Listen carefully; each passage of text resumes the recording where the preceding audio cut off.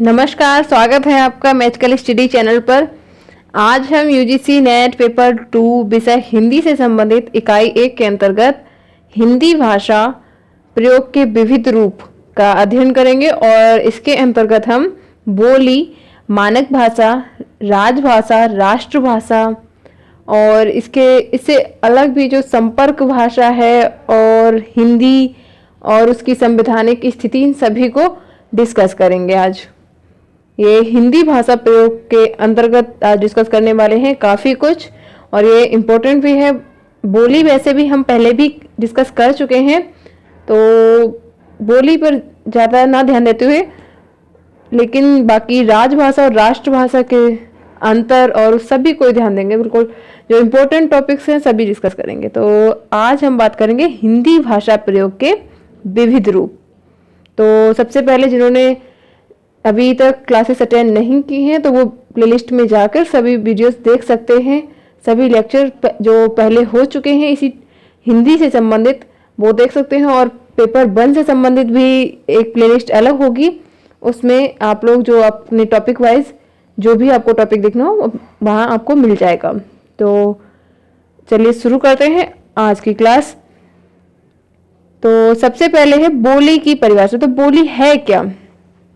तो किसी छोटे क्षेत्र में स्थानीय व्यवहार में प्रयुक्त होने वाली भाषा का वह अल्प विकसित रूप बोली कहलाता है, जिसका कोई लिखित रूप अथवा साहित्य नहीं है। तो साहित्य तो इसमें है, बोली में जो कई सारी बोलियां हैं जिनमें साहित्य तो लिखा गया है, लेकिन एक तरह से अगर हम देखें कोई जो सीमित क्षेत्र में बोली जाती है बोली, लोक साहित्य इसमें मिलता है। बोली में जो साहित्य लिखा जाता है, लोक साहित्य में जो रचना होती हैं वो सभी होती हैं कि निश्चित बोली केवल अपने एक सीमित क्षेत्र में ही बोली जाती है। तो बोली में बहुत सारा प्रभाव भी होता है, और साधारण जो सामाजिक व्यवहार में आने वाली बोलचाल का भाषा रूप ही बोली है। तो वैसे हम पहले पढ़ चुके हैं, जैसे ब्रज भाषा हो गई, अवधी हो गई, ये कुछ बोलियां हैं हिंदी के अंतर्गत जो आती हैं, तो इन्हें हम डिस्कस कर चुके हैं, लेकिन फिर भी बात कर लेते हैं। तो जो किसी छोटे क्षेत्र में या सीमित क्षेत्र के अंतर्गत भाषा बोली जाती है वो बोली कहलाती है, और जिसमें लोक साहित्य, कई बोलियां हैं जिसमें काफ़ी लोक साहित्य मिलता है पर्याप्त मात्रा में, और कई ऐसी हैं जिनमें नहीं है। तो बोली में साहित्य का वैसे तो अभाव रहता ही है, साहित्य बिल्कुल नहीं है ये कहना गलत होगा। रुपेश जी नमस्कार। तो एक साधारण शब्दों में अगर समझना चाहें तो हिंदी जो बोली है वो एक सामाजिक व्यवहार में आने वाली और सीमित क्षेत्र में, किसी क्षेत्र विशेष में बोली जाने वाली भाषा है। तो जो हमने हिंदी की बोलियां पढ़ी थी उसमें काफ़ी डिटेल में डिस्कस कर लिया था, तो हम इस टॉपिक को ज़्यादा ना करते हुए बस बोली और भाषा में अंतर देखेंगे। बाकी अब हम समझते हैं मानक भाषा का अर्थ क्या है। तो मानक भाषा को परिनिश्चित हिंदी भी कहते हैं। किसी भाषा का वह रूप जिसमें व्याकरणिक दृष्टि से एक रूपता होती है, क्षेत्रीय भेद नहीं होते हैं, मानक रूप कहा जाता है। तो मानक भाषा का प्रयोग ही शिक्षा एवं प्रशासन के लिए किया जाता है। तो मानक जो भाषा वह भाषा होती है जिसका मानकीकरण कर दिया गया हो। तो वैसे तो हिंदी की अनेक बोलियां हैं, उपबोलियां हैं, तो जिसमें खड़ी बोली को मानक हिंदी नाम दिया गया है। हम लोगों ने पहले भी डिस्कस किया, तो परिनिश्चित रूप जो दे दिया गया है, मानक भाषा वही है जिसमें पर्याप्त जो शिक्षा एवं प्रशासन के रूप जो कार्य होते हैं वो सभी में वही बोली भाषा जो प्रयोग की जाती है। प्रशासनिक कार्य में जो सांस्कृतिक सामाजिक रूप से सभी रूपों से भाषा का मानक रूप ही प्रयोग किया जाता है। तो मानक भाषा वही है जिसका मानकीकरण कर दिया गया है, यानी हिंदी में जो खड़ी बोली है उसका मानकीकरण कर दिया गया, तो वो खड़ी बोली को मानक हिंदी नाम दिया गया है। और राजभाषा का अर्थ, पहले सभी का अर्थ देख लेते हैं फिर अंतर समझेंगे कि इन सभी में अंतर है क्या। तो संविधान द्वारा मान्यता प्राप्त वह भाषा जिसमें किसी देश की सरकार अपना सरकारी कामकाज करती है राजभाषा कहलाती है। तो राजभाषा उसे कहा जाता है जो किसी भी देश की सरकार जिसमें अपना सरकारी कामकाज करती है तो राजभाषा कहलाती है। वर्तमान में संवैधानिक रूप से हिंदी भारत की राजभाषा है। तो अगर संवैधानिक दृष्टि से स्थिति भी देखेंगे, हिंदी की संवैधानिक स्थिति भी आज पूरा डिस्कस करेंगे क्योंकि पिछली बार भी कुछ नेट में क्वेश्चंस आए हैं। तो राजभाषा का अर्थ अगर देखें तो वर्तमान में संवैधानिक रूप से हिंदी भारत की राजभाषा है, जबकि ब्रिटिश काल में अगर हम देखें तो अंग्रेजी राजभाषा थी और मुस्लिम शासनकाल में फारसी भाषा को ये दर्जा प्राप्त था। तो ये एक आप एग्जाम्पल की तरह से आप समझ सकते हैं, पूरी तरह से समझ में आ जाएगा कि राजभाषा है क्या। तो राजभाषा का अर्थ वही है जिसे किसी भी देश की सरकार जो है वो अपने सरकारी कामकाज में प्रयुक्त करती है, तो वही राजभाषा कहलाती है, यानी जो संविधान द्वारा स्वीकृत की जाती है जो भाषा। और इसकी संवैधानिक स्थिति हम डिस्कस डिटेल में करेंगे आज। और राष्ट्रभाषा की बात करें तो सभी को ज़्यादातर अधिकतर डाउट होता है कि राष्ट्रभाषा और राजभाषा में आखिर अंतर है क्या। तो वो डिस्कस करते हैं कि किसी देश के बहुसंख्यक लोगों द्वारा बोली जाने वाली वह भाषा जिसका प्रयोग उस देश के अधिकांश भौगोलिक क्षेत्र में होता हो उस देश की राष्ट्रभाषा कहलाती है। तो किसी भी देश की जो सबसे अधिक लोग, सबसे अधिक जनसंख्या जो है उनके द्वारा बोली जाने वाली भाषा वहां की राष्ट्रभाषा कहलाती है। किसी देश के जो सबसे अधिक भौगोलिक क्षेत्र होगा उसमें जो सबसे अधिक भाषा प्रयोग हो रही होगी, अधिकतम भौगोलिक क्षेत्र में प्रयोग होने वाली जो भाषा है उसे ही हम राष्ट्रभाषा कहते हैं। और हिंदी भारत की राजभाषा भी है और राष्ट्रभाषा भी है। तो हिंदी भारत की राष्ट्रभाषा है क्योंकि यह 1 अरब की जनसंख्या वाले इस देश में 70 करोड़ लोगों द्वारा बोली जाती है। ये बिल्कुल ध्यान रखें। तो हिंदी राष्ट्रभाषा है क्योंकि सबसे अधिक जो 1 अरब की जनसंख्या वाला ये अपना देश है इसमें लगभग 70 करोड़ लोगों द्वारा बोली जाती है। और उत्तर भारत के जो 10 राज्यों की तो ये सरकारी कामकाज की भाषा है और साथ ही कई राज्यों की द्वितीय भाषा भी है। तो अगर हम जब इसकी संवैधानिक दृष्टि से देखेंगे, राजभाषा अधिनियम पढ़ेंगे तो हमें उसमें पता चलेगा कि कौन कौन से देश की सरकारी कामकाज की कौन कौन से राज्य की ये सरकारी कामकाज की भाषा है और किसकी ये द्वितीय भाषा के रूप में किसने इसे स्वीकार किया है। तो राष्ट्रभाषा वही है जो सबसे किसी भी देश में जो सबसे अधिक जनसंख्या द्वारा भाषा बोली जाती है वही वहाँ की राष्ट्रभाषा कहलाती है। तो अब समझ लेते हैं कि बोली और भाषा में अंतर क्या है। तो भाषा जब सीमित क्षेत्र में प्रयुक्त होने लगती है तो बोली बन जाती है और बोली जब विस्तृत क्षेत्र में व्यवहृत होने लगती है तो भाषा कहलाने लगती है। यानी जब जो भाषा किसी सीमित क्षेत्र में जब प्रयुक्त होती है तो वो बोली रहती है और अगर उसका रूप बढ़ जाता है और वो अगर अधिक स्थान में बोली जाने लगती है, एक विस्तृत क्षेत्र में बोली जाने लगती है तो वो भाषा कहलाती है। और इसके कुछ और अंतर देख लेते हैं कि भाषा का क्षेत्र विस्तृत होता है परंतु बोली का सीमित होता है। बिल्कुल, जब भाषा बहुत बड़े क्षेत्र में बोली जाती है लेकिन बोली एक सीमित क्षेत्र में बोली जाती है। और यहाँ पे मैंने सारे पॉइंट एक बिल्कुल क्लियर आपको समझ में आ जाएंगे, सारे पॉइंट यहाँ पे नोट किए हैं। एक भाषा के अंतर्गत कई बोलियां हो सकती हैं किंतु एक बोली के अंतर्गत कई भाषाएं नहीं हो सकती हैं। तो बोली की उपबोलियां होती हैं लेकिन उसके अंतर्गत कई भाषा नहीं हो सकती है, उपबोलियां हो सकती हैं कई सारी। तो उपबोलियां भी वैसे हम डिस्कस कर चुके हैं। तो एक कोई भी भाषा हो उसके अंतर्गत बहुत सारी बोलियां हो सकती हैं लेकिन बोली के अंतर्गत कई भाषाएं नहीं हो सकती हैं। तो हिंदी भाषा के अंतर्गत 18 बोलियां हैं और उन बोलियों के अंतर्गत उपबोलियां भी हैं। जैसे अवधी है तो अवधी की जो एक उपबोली है बैसवाड़ी करके, तो ये इस तरीके से कुछ उनकी उपबोलियां हो सकती हैं, लेकिन भाषा नहीं हो सकती। और भाषा का एक मानक रूप होता है किंतु बोली का नहीं होता है। यानी भाषा को जो मानकीकरण प्रदान कर दिया जाता है, भाषा का मानकीकरण कर दिया जाता है, लेकिन बोली का नहीं किया जाता है। और भाषा का प्रयोग साहित्य, शिक्षा, शासन प्रशासन में होता है, जबकि बोली दैनिक बोलचाल में तथा लोक साहित्य में प्रयुक्त होती है। तो बिल्कुल समझ सकते हैं कि जो भाषा जो है उसका प्रयोग साहित्य में होगा, शिक्षा में होगा, शासन प्रशासन में होता है, लेकिन बोली जो होगी वो केवल दैनिक बोलचाल की भाषा रह जाएगी और उसका प्रयोग केवल लोक साहित्य में ही मिलेगा। प्रतिमा जी हेलो। तो एक भाषा की बोलियों के बीच पारस्परिक गुड इवनिंग पारस्परिक बोधगम्यता होती है, किंतु दो भाषाओं के बीच में पारस्परिक बोधगम्यता नहीं होगी।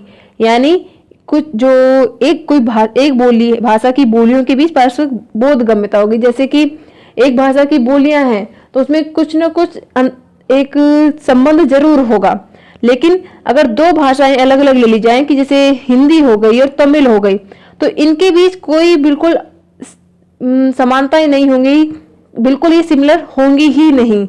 तो ये एक होगा कि इसमें बोधगम्यता नहीं होगी दो भाषाओं के बीच। लेकिन बोली जो होगी एक सीमित क्षेत्र में बोली जाती है। हो सकता है कि एक भाषा के अंतर्गत कई सारी बोलियां हैं तो जिनमें कुछ ना कुछ समानताएं जरूर हों।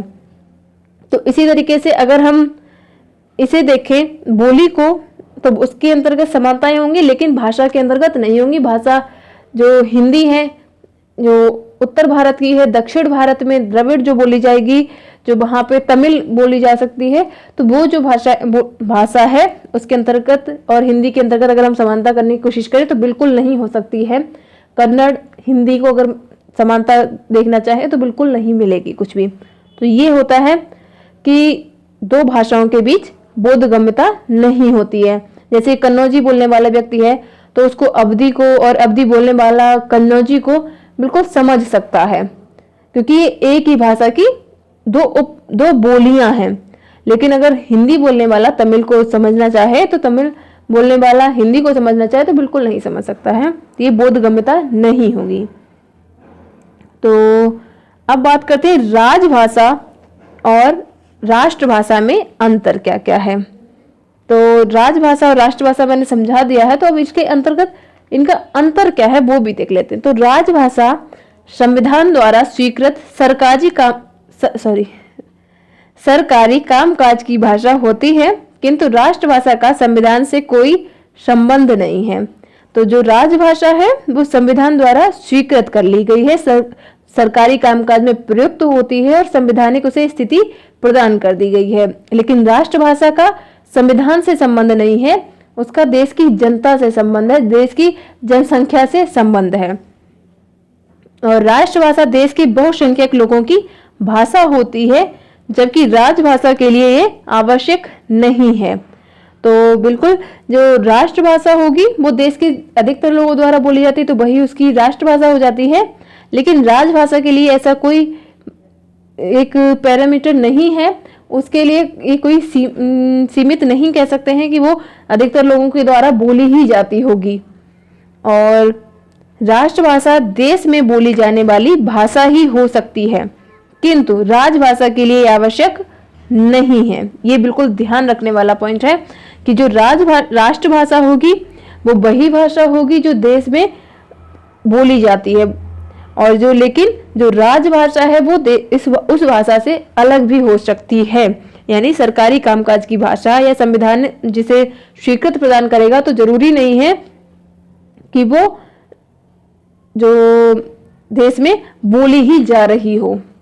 तो राष्ट्रभाषा आप पहले से ही समझ चुके हैं कि वही भाषा है जो देश की जनसंख्या द्वारा सबसे अधिक जनसंख्या द्वारा बोली जाएगी।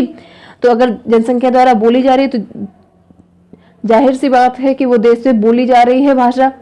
लेकिन राजभाषा जो है बिल्कुल इससे अलग होगी कि वो उसके लिए आवश्यक नहीं है कि वो देश में बोली ही जाए। तो उम्मीद है आपको समझ में आ गया होगा। और राष्ट्रभाषा का शब्द भंडार देश की विविध उपभाषाओं एवं बोलियों से समृद्ध होता है, उसमें नई शब्दावली जुड़ती रहती है। तो जो राष्ट्रभाषा होती है उसमें वो काफी विस्तृत क्षेत्र में बोली जाती है, काफी उसका क्षेत्र विस्तृत होता है, तो इसलिए उसका शब्द भंडार है, उसमें कई कई शब्द नए नए हर बोली से थोड़े थोड़े जुड़ते रहते हैं, उपबोलियों से जुड़ते रहेंगे या कुछ नए शब्द जुड़ते रहेंगे, नई शब्दावली उसमें जुड़ती रहती है, अधिक लोगों के द्वारा बोली जाती है। लेकिन जो राजभाषा होती है उसका उसे राजभाषा मानक भाषा को ही बनाया जाता है और जिसमें परिवर्तन बहुत कम किया जाता है। तो राजभाषा जो है उसका मानकीकरण किया जाता है और उसमें परिवर्तन भी बहुत कम हो पाता है। और संविधान में कहीं राष्ट्रभाषा का उल्लेख नहीं है, किंतु राजभाषा संबंधी नियम संविधान में दिए गए हैं। ये ध्यान रखें कि जो संविधान है उसमें कहीं भी राष्ट्रभाषा का उल्लेख नहीं किया गया है, लेकिन राजभाषा संबंधी बिल्कुल नियम दिए गए हैं। तो क्या क्या नियम है आज हम उसको डिस्कस करेंगे। तो सबसे पहले देखते हैं जो राजभाषा अधिनियम 1976 क्या था। तो इस अधिनियम के अंतर्गत हिंदी के अधिकाधिक प्रयोग करने के लिए कुछ प्रभावी कदम उठाए गए थे कि हिंदी को अधिक से अधिक इसका प्रभाव में लिया जाए, इसके लिए कुछ कदम उठाए गए थे। वो कदम हम आज देखेंगे कि इस अधिनियम में कुछ मुख्य प्रावधान हैं। जो राजभाषा अधिनियम 1976 है उसके अंतर्गत कुछ प्रावधान किए गए हैं जो जिन्हें 3 वर्गों में विभक्त किया गया कि भारत संघ के राज्य जो हैं उन्हें 3 वर्गों में विभक्त किया गया है। वो हम देखते हैं। का, खा, गा में विभक्त किया गया है। तो उत्तर प्रदेश, मध्य प्रदेश, बिहार, राजस्थान, हरियाणा, हिमाचल प्रदेश और संघ क्षेत्र दिल्ली, तो ये सभी जो हैं इनमें ये सभी हिंदी भाषी प्रदेश हैं तथा अब इनके अंतर्गत उत्तराखंड, झारखंड और छत्तीसगढ़ भी सम्मिलित हो गए हैं। तो यानी ये 10 जो हैं, हाँ, तो ये 10 जो हैं इन्हें हिंदी भाषी प्रदेश का दर्जा मिला हुआ है। और इसके बाद जो खा वर्ग में रखे गए हैं इनके अंतर्गत हिंदी में जो बोली जाती है भाषाएं उनको सम्मिलित किया गया, इन्हें हिंदी भाषी प्रदेश कहा जाता है। तो इनके बारे में भी कुछ डिटेल में डिस्कस करेंगे। अभी बस वर्ग देख लेंगे किसमें से डिफाइन किया गया है, वर्गीकृत किया गया है। इस श्रेणी में पंजाब, गुजरात, महाराष्ट्र, चंडीगढ़, अंडमान निकोबार को रखा गया है। जो खास श्रेणी है उसमें पंजाब, गुजरात, महाराष्ट्र, चंडीगढ़, अंडमान निकोबार को रखा गया, ये 5 हैं। और इसके बाद जो गा श्रेणी है तो इसके बाद के जो भी प्रदेश बच रहे हैं उन सभी को गा श्रेणी में रखा गया है। तो अब देखते हैं इनके जो वर्गीकरण कर दिया गया, इसके उपरांत इन कुछ निर्देश दिए गए। वो क्या क्या निर्देश थे कि केंद्रीय कार्यालयों में का श्रेणी के राज्यों को भेजे जाने वाले सभी पत्र हिंदी देवनागरी लिपि में भेजे जाएंगे। तो जो का श्रेणी के जो आपके राज्य हैं उत्तर प्रदेश, मध्य प्रदेश, राजस्थान, हिमाचल प्रदेश, हरियाणा, दिल्ली और इससे अलग भी 3 हैं, तो उन सभी में जो भी राज्यों को भेजे जाने वाले जो भी पत्र होंगे वो हिंदी देवनागरी लिपि में भेजे जाएंगे, देवनागरी लिपि में लिख कर भेजे जाएंगे। और अगर कोई पत्र अंग्रेजी में भेजा भी जा रहा है तो हिंदी में अनुवाद उसका जरूर भेजा जाएगा। ये उसके लिए एक बिल्कुल निर्देश दिए गए हैं। और दूसरा है कि खास श्रेणी के अंतर्गत राज्यों से पत्र व्यवहार हिंदी अंग्रेजी दोनों भाषाओं में किया जा सकता है। तो खास श्रेणी में जो राज्य आते हैं 5 जो थे पंजाब, गुजरात, महाराष्ट्र और चंडीगढ़, अंडमान निकोबार, तो ये जो 5 थे इनमें हिंदी और अंग्रेजी दोनों भाषाओं में आप पत्र व्यवहार किया जाता है सरकारी कामकाज में। और तीसरा है गा श्रेणी के राज्यों से पत्र व्यवहार अंग्रेजी में किया जाएगा। तो गा श्रेणी के जो भी राज्य हैं उनसे पत्र व्यवहार केवल अंग्रेजी में ही किया जाएगा। इन सबसे अलग जो भी राज्य रह गए हैं उनमें केवल अंग्रेजी में ही पत्र व्यवहार किया जाता है। ये कुछ निर्देश दिए गए हैं वर्गीकृत करने के बाद जो राजभाषा अधिनियम 1976 है उसके अंतर्गत। और कुछ और भी है प्रावधान कि केंद्रीय कार्यालयों में हिंदी में आगत पत्रों का उत्तर अनिवार्यतः हिंदी में दिया जाएगा। जो केंद्रीय कार्यालय हैं उनमें अगर हिंदी में पत्र आ रहा है तो उनका उत्तर भी अनिवार्यता है, ये अनिवार्य है, उनका उत्तर भी हिंदी में ही दिया जाएगा। और केंद्र सरकार के कार्यालयों में सभी प्रपत्र रजिस्टर हिंदी व अंग्रेजी दोनों भाषाओं में होंगे। तो केंद्र सरकार के कार्यालयों में सभी जो भी प्रपत्र होंगे, जो भी रजिस्टर होंगे, सभी दोनों भाषाओं में होंगे, हिंदी में भी और अंग्रेजी में भी। और केंद्रीय सरकार के कर्मचारी हिंदी या अंग्रेजी में टिप्पणी लिख सकेंगे। तो जो केंद्रीय सरकार के कर्मचारी हैं उन्हें हिंदी और अंग्रेजी दोनों में टिप्पणी लिखने का एक छूट मिली हुई है, उन्हें एक प्रावधान किया गया है। और जहां 80% से अधिक कर्मचारी हिंदी में कार्य करते हों, वहां टिप्पणी, प्रारूप आदि काम केवल हिंदी में ही करने को कहा जा सकता है। तो ये भी एक अलग पॉइंट है कि जहाँ पे 80% से अधिक कर्मचारी हिंदी में कार्य कर रहे हो, तो वहाँ पे जो भी टिप्पणी होंगी या फिर प्रारूप जो भी लिखा जाएगा, उन सभी का काम हिंदी में ही करने को कहा जाएगा, जो भी तैयार किया जाएगा, ड्राफ्ट वगैरह सभी को। और 8वां प्रावधान ये है निर्देश कि प्रत्येक कार्यालय के प्रधान का यह दायित्व तो होगा कि वह राजभाषा अधिनियमों एवं उपबंधों का समुचित अनुपालन कराए। तो जो भी कार्यालय का प्रधान होगा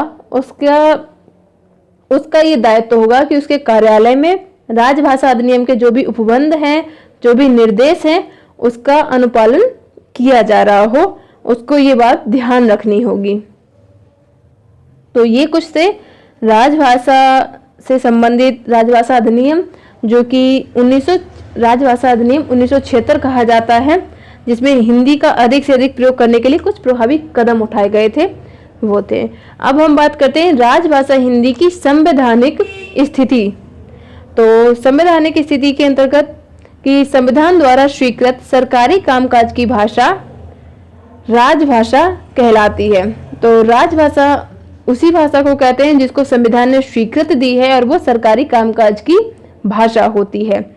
और राजभाषा संबंधी जो अनुच्छेद संविधान के भाग 17 के अध्याय 1 में धारा 343 से 351 तक हैं। तो राजभाषा का जो प्रावधान है, राजभाषा का प्रावधान संविधान का भाग 17 के अध्याय 1 में धारा 343 से 351 तक है। तो ये याद रखें, बिल्कुल ये जो अंडरलाइन कर दिए गए हैं या रेड पॉइंट से जो भी दिए जाते हैं, रेड पॉइंट जरूर याद किए जाएं। तो धारा 343 में संघ की राजभाषा हिंदी और लिपि जो है वो देवनागरी होगी, इसको घोषित किया गया है। इसको हम डिटेल में भी देखते हैं कि 343 क्या है, 344 क्या है। तो 343 में संघ की राजभाषा हिंदी और जो लिपि है वो देवनागरी होगी।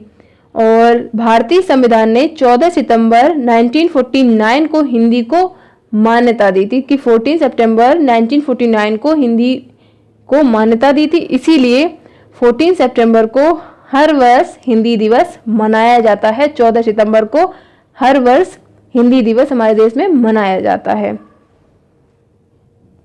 और अब कुछ देख लेते हैं इसकी संवैधानिक स्थिति। जो अनुच्छेद 344 में क्या है, 343 तो हमने देख लिया, जिसमें देवनागरी से संबंधित प्रावधान है और राजभाषा के रूप में हिंदी को स्वीकार किया गया है। और 344 में क्या है कि राष्ट्रपति द्वारा राजभाषा आयोग व समिति के गठन से संबंधित है। तो ये जो 344 है, तो ये राष्ट्रपति द्वारा राजभाषा आयोग और समिति के गठन से संबंधित है। तो अनुच्छेद 345, 346 और 347 में प्रादेशिक भाषाओं संबंधी प्रावधान है। तो इसमें प्रादेशिक भाषाओं संबंधी प्रावधान है, कुछ वो भी एक डिटेल में देख लेते हैं। तो प्रारंभ में 5 वर्ष की समाप्ति पर राष्ट्रपति एक आयोग का गठन करेगा, जो निश्चित की जाने वाली एक प्रक्रिया के अनुसार राष्ट्रपति को सिफारिश करेगा कि किन शासकीय प्रयोजनों के लिए हिंदी का प्रयोग अधिकाधिक किया जा सकता है। जैसे और इसके साथ में अंग्रेजी या न्यायालयों में प्रयुक्त होने वाली भाषा का स्वरूप या अलग अलग प्रयोजनों के लिए जो भाषा का रूप है या संघ की राजभाषा है या राज्य के बीच एक दूसरे राज्य के बीच जो भाषा संबंधी जो भी सुझाव हैं वो सभी इसमें दिए जाते हैं। तो इसमें प्रावधान है कि राष्ट्रपति जो है वो एक आयोग का गठन करेगा हर 5 वर्ष के उपरांत। और अगला है अनुच्छेद 345। तो 345 में क्या प्रावधान है कि किसी राज्य का विधानमंडल विधि द्वारा उस राज्य में प्रयुक्त होने वाली या किसी अन्य भाषाओं को या हिंदी को शासकीय प्रयोजन के लिए स्वीकार करेगा। तो किसी भी राज्य का जो विधानमंडल है तो वो राज्य में प्रयोग होने वाली या किसी अन्य भाषाओं को या फिर हिंदी को शासकीय प्रयोजन के लिए स्वीकार करेगा, और ऐसा नहीं हो सकने की स्थिति में अंग्रेजी का प्रयोग यथावत रहेगा। तो अगर किसी कारण से तो उस राज्य में जो प्रयोग होने वाली या जो भाषा है या फिर कोई अन्य भाषा है या फिर हिंदी है जो शासकीय प्रयोजनों में उसका प्रयोग नहीं हो पा रहा है तो वहां पे अंग्रेजी का प्रयोग किया जाएगा। ये 345 में दिया गया है। ये राज्य से संबंधित नियम है। और इसके बाद है अनुच्छेद 346। तो संघ द्वारा प्राधिकृत भाषा एक राज्य और दूसरे राज्य के बीच में तथा किसी राज्य और संघ की सरकार के बीच पत्र आदि की राजभाषा होगी। तो संघ द्वारा प्राधिकृत भाषा एक राज्य और दूसरे राज्य के बीच में तथा किसी राज्य और संघ की सरकार के बीच पत्र की, इसमें 346 में बस यही दिया गया है कि एक राज्य और दूसरे राज्य के बीच में जो या फिर कोई संघ की सरकार है उसके बीच जो पत्र व्यवहार की भाषा है वो राजभाषा ही होगी। यदि कोई